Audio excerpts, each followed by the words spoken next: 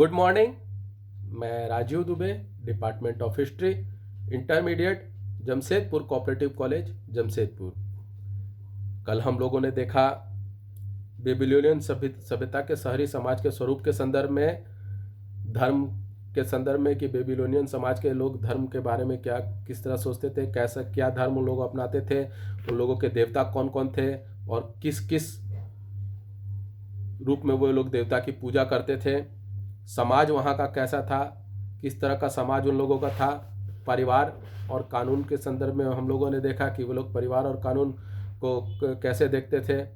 आज हम लोग देखेंगे स्त्रियों की दशा के संदर्भ में, यानी स्त्रियों की दशा कैसी थी।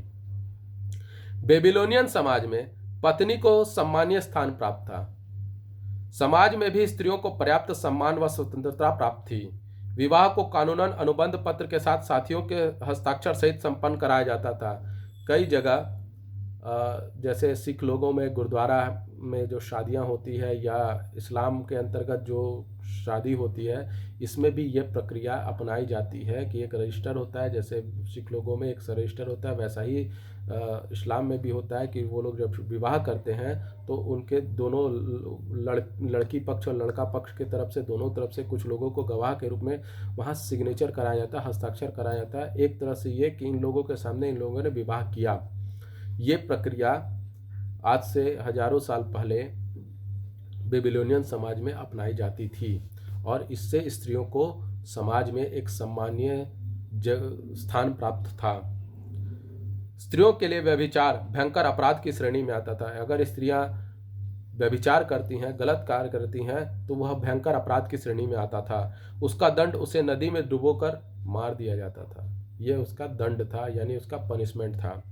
कानून पत्नी को पति के अत्याचारों के विरुद्ध सुरक्षा प्रदान करता था, यानी अगर पति अत्याचार करता है तो उसके विरुद्ध पत्नी को सुरक्षा भी प्रदान करता था। कानून वैसा था। स्त्री अपने नाम से जायदाद खरीद सकती थी, यानी अगर स्त्री अपने नाम से कुछ संपत्ति खरीदना चाहती हैं तो वो खरीद सकती थी, उसमें किसी तरह का कोई रोक टोक नहीं था। और व्यापार भी कर सकती थी। स्त्री अपने स्तर से व्यापार कर सकती थी, अगर वो सक्षम है तो वो व्यापार कर सकती थी। उसके पति, उसके परिवार के लोग उसको कोई रोक टोक नहीं कर सकते थे। देवदासी प्रथा प्रचलित थी, जिसे सम्मान की दृष्टि से देखा जाता था। देवदासी प्रथा सब प्रचलित थी, जिसे सम्मान की दृष्टि से देखा जाता। यही चीज़ें सुमेरियन सभ्यता में भी देवदासी प्रथा थी, जिसमें उनमें भी सम्मान की दृष्टि से उन्हें देखा जाता था। देवदासी को ब्रह्मचर्य व्रत का पालन करना होता था, यानी देवदासी जो भी होती थी उन्हें ब्रह्मचर्य व्रत का पालन करना पड़ता था। इच्छा होने पर देवदासी पद का त्याग कर वह विवाह कर सकती थी। अगर वो देवदासी पद का त्याग करना चाहती है और किसी से विवाह करना चाहती है तो वह देवदासी पद का त्याग करके विवाह कर सकती थी। ऐसा वहाँ का कानून में था। इस प्रकार बेबीलोनियन समाज में स्त्रियों को अत्यंत स्वतंत्रता और प्रतिष्ठाजनक सम्मान प्राप्त था। यानी इस तरह से अगर हम लोग देखते हैं तो स्त्रियों को, वहाँ के बेबीलोनियन समाज की स्त्रियों को एक सम्मानजनक, एक रिस्पेक्टेबल जगह प्राप्त था, जगह मिला हुआ था कि वह स्वतंत्रता भी थी, इंडिपेंडेंस भी था कि वह अपने स्तर से जायदाद खरीद लें, व्यापार कर सके, स्वयं देवदासी का पद ग्रहण कर सके और उसके बाद अगर इच्छा है तो वह देवदासी पद छोड़कर विवाह कर सके।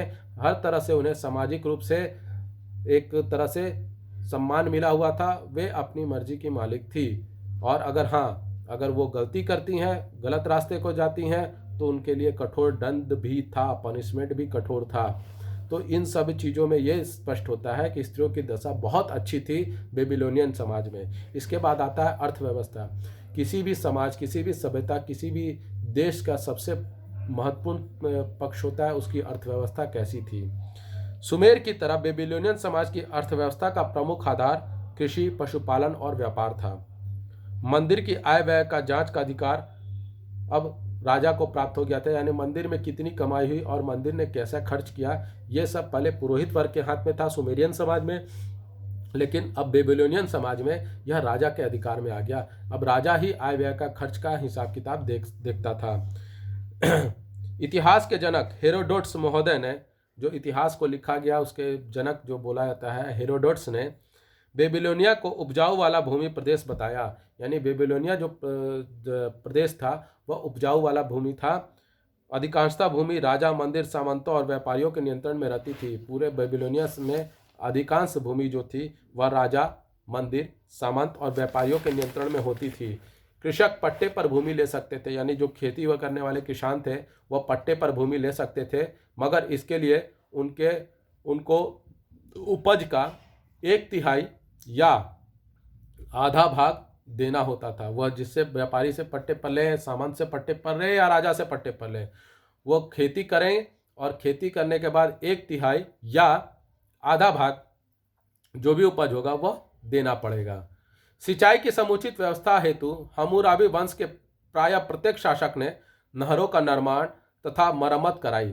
यानी सिंचाई की जो व्यवस्था थी उसके लिए प्रमुख रूप से हर शासक ने, हम्मुराबी वंश के हर शासक ने नहरों का निर्माण अथवा मरम्मत कराई। यानी अगर किसी राजा ने हम्मुराबी नहीं खुद अगर नहर का निर्माण कराया तो उसके बाद के जो वंशजों ने अगर नहर की स्थिति खराब हो गई तो उसको मरम्मत कराया या फिर नए नहर का निर्माण कराया। यानी इन लोगों ने सिंचाई की व्यवस्था के लिए पर्याप्त कदम उठाए। प्रमुखतः ये लोग खाद्यान्न यानी खाने की वस्तुएं जैसे जौ, गेहूं, इस तरह की चीजें, खजूर, जैतून व अंगूर की पैदावार करते थे। पशु रखने पर कर देना होता था। पशुपालन राज्य की आय का प्रमुख स्रोत था। यानी पशुपालन करने से राज्य को भी कर के रूप में पैसे मिलते थे और यह एक प्रमुख स्रोत था राज्य की आय का। ऊनी वस्त्र उद्योग एक प्रमुख उद्योग था। ऊनी वस्त्र उद्योग जो था एक प्रमुख उद्योग वहाँ का माना जाता था। पशुओं से इसके लिए ऊन, खाल व चमड़ा प्राप्त किया जाता था। क्योंकि ऊन, पशुओं के खाल और चमड़ा, पशुओं के रेशे से ऊन मिलता था, तो इसलिए पशुओं को रखा जाता था। तो पशुओं से ऊन, खाल और चमड़ा तीनों प्राप्त किया जा सकता था। इसलिए पशुपालन भी एक महत्वपूर्ण उद्योग या व्यापार कहा जा सकता है।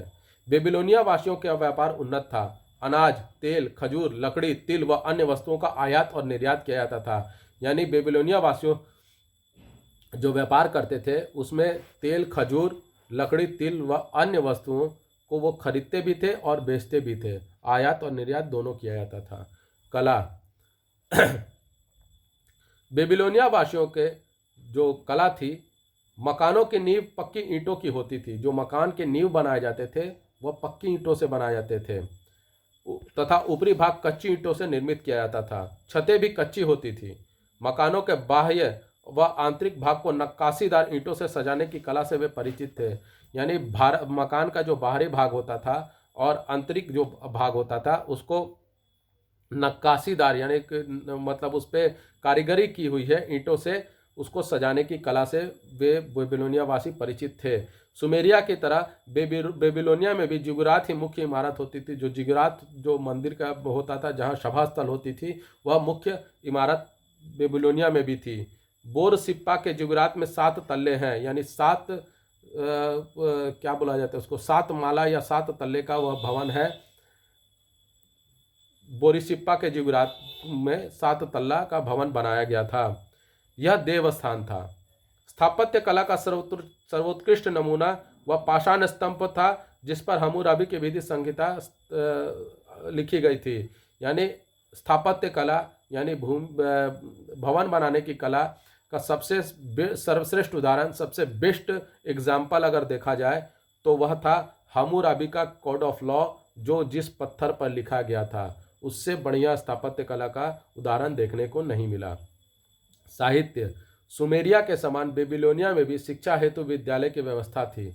जिस तरह सुमेरियन समाज में भी शिक्षा की व्यवस्था की गई थी विद्यालयों में, उसी तरह बेबीलोनिया में भी शिक्षा व्यवस्था हेतु विद्यालय की व्यवस्था की गई थी, जो मंदिरों में स्थित थे, जो मंदिर जिसको चलाते थे या मंदिरों में स्थित थे। विद्यार्थी को शिक्षक मिट्टी के प्लेट पर नरकुल की कलम से किलाक्षर लिपि के चिन्ह बनाना सिखाते थे। यानी जो शिक्षक थे वह विद्यार्थी को नरकुल की कलम से मिट्टी की पट्टी पर किलाक्षर लिपि, चूँकि वह भाव चित्रात्मक लिपि थी, इसलिए वो लोग उसको सिखाते थे। शिक्षक विद्यार्थियों को वो सिखाते थे।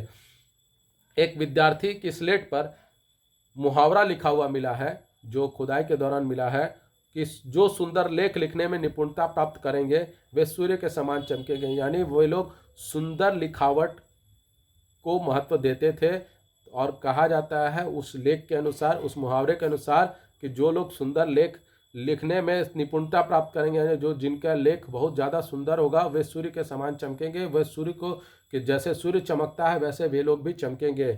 इससे यही पता चलता है कि सुंदर लिखावट पर वहाँ बल दिया जाता था, यानी लेखनी सुंदर हो इस पर बल दिया जाता था।